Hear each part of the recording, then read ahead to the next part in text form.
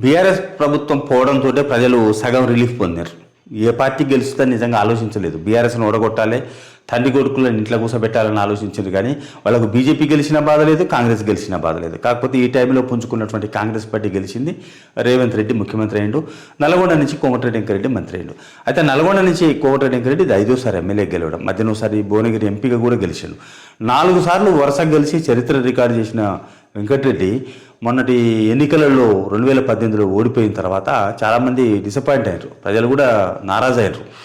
ఆ ఎమోషన్లో ఈ భూపాలరెడ్డి అనే స్థాయి లేని వ్యక్తిని గెలిపించుకున్నాము, ఆగమైపోయాయని. సో చాలా రోజులుగా ఏడాది నుంచి భూపాలరెడ్డి ఎన్నికైన ఏడాది నుంచి కోమటిరెడ్డి మళ్ళీ వస్తే బాగుండు అనుకున్నారు. ఆ గ్రాఫ్ మెల్లమెల్లగా పెరుగుతూ వచ్చింది. కోమటిరెడ్డి అభిమానాన్ని మాత్రం నిలబెట్టుకోగలిగాడు. సో కాంగ్రెస్ వేవ్ అనుకోండి, మనటి బీఆర్ఎస్ మీద వ్యతిరేకత, కోమటిరెడ్డి మీద సానుభూతి, ఇవన్నీ కలిసి వచ్చి కోమటిరెడ్డిని అత్యధిక మెజారిటీతోటి 4 సార్లు రాని మెజారిటీని 54,000తోటి గెలిపించారు బ్రహ్మాండంగా. కానీ ఆయనకు మంచి మంత్రి పదవి కూడా వచ్చింది. ఇప్పుడు కంఫర్ట్గా ఉన్నాడు. ఈ నెలలలో సుమారుగా కోమటిరెడ్డి ప్రవర్తనను కూడా చూస్తే చాలా మెచ్యూరిటీ కనపడ్డది నాకైతే. ఫస్ట్ 1-2 సార్లు గెలిచినప్పుడు కొన్ని అటుగా కొన్ని మాట్లాడము, కొంత వివాదాస్పదంగా లేకపోతే సంకుచితంగా మాట్లాడిన సందర్భాలు కూడా ఉన్నాయి. కానీ ఈ నెలలలో చూస్తుంటే ఆయన ప్రవర్తనలో చాలా హుందాతనం కనపడ్డది. ఎందుకంటే రేవంత్ రెడ్డితో రిలేషన్స్ కానీ, ఢిల్లీతో రిలేషన్స్ కానీ, తోటి మంత్రులతో రిలేషన్స్ కానీ, ఇప్పుడు డిప్యూటీ సీఎంతో రిలేషన్స్ కానీ, ఇవి చాలా హుందాగా డిగ్నిఫైడ్గా చేస్తున్నాడు.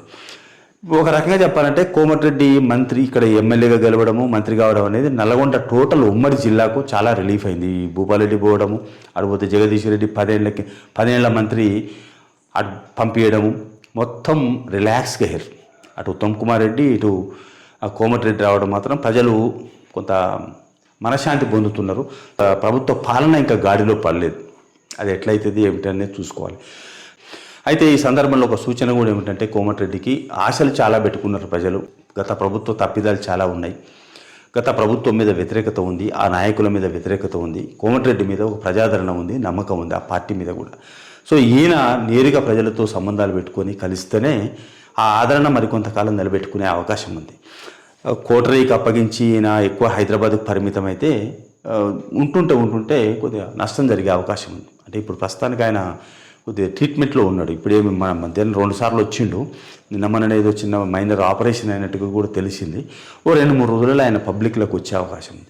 పబ్లిక్లోకి వచ్చినప్పుడు కూడా హడావుడిగా వచ్చి రోప్ పార్టీలు పెట్టుకొని ఏదో ఆ ప్రత్యేకమైనటువంటి ఒక కార్యక్రమంలో కనబడి వెంటనే వెనక్కి మళ్ళడం కాకుండా అక్కడ ఉన్నటువంటి ప్రజలతోటి సాదాసీదాగా కలిసిపోతే జనాదరణ మరింత పెరిగే అవకాశం ఉంది. తన దగ్గరకు వచ్చినటువంటి వాళ్ళను కోటరీలో వ్యక్తులకు చెప్పి పలానా ఆయన కలువని వ్యక్తులను, ఎందుకంటే టౌన్ ఇది, ఎడ్యుకేటెడ్స్ ఉంటారు, చైతన్యం ఉంటుంది. వాళ్ళు ఎంతసేపు ఉన్న వాళ్ళ మంత్రితోటి, ఎమ్మెల్యేతోటి సంబంధాలు కొనసాగించుకోవాలని కోరుకుంటారు.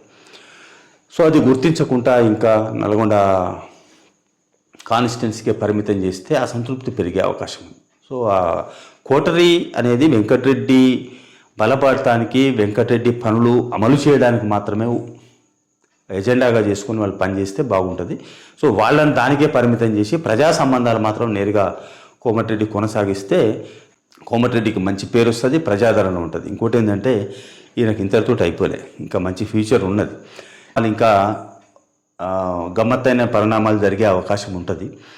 ఇది కాంగ్రెస్ పార్టీ కాబట్టి వెంకటరెడ్డి ఎప్పటికప్పుడు అప్రమత్తంగా ఉండాలి, క్యారెక్టర్ని బిల్డప్ చేసుకోవాలి, హుందాతనాన్ని డెవలప్ చేసుకోవాలి. కొంత ఓర్పు, హుందాతనము, కొంత ఫెయిర్నెస్సు, పబ్లిక్ రిలేషన్స్ ఇవి మెయింటైన్ చేసుకున్నప్పుడు మరింత గొప్ప అవకాశాలు ఛాన్స్ ఉంది. సో వెంకటరెడ్డి ఇది దృష్టిలో పెట్టుకొని బీఆర్ఎస్ వాళ్ళు చేసే తప్పులను చేయకుండా ఎప్పటికప్పుడు ఆత్మ పరిశీలన చేసుకొని ప్రజలతో సంబంధాలు కొనసాగిస్తే బాగుంటుంది. ఇది నేను ఈ సందర్భంలో ఆయనకు చేస్తున్నటువంటి సూచన లేదా రిక్వెస్ట్ అనుకోండి.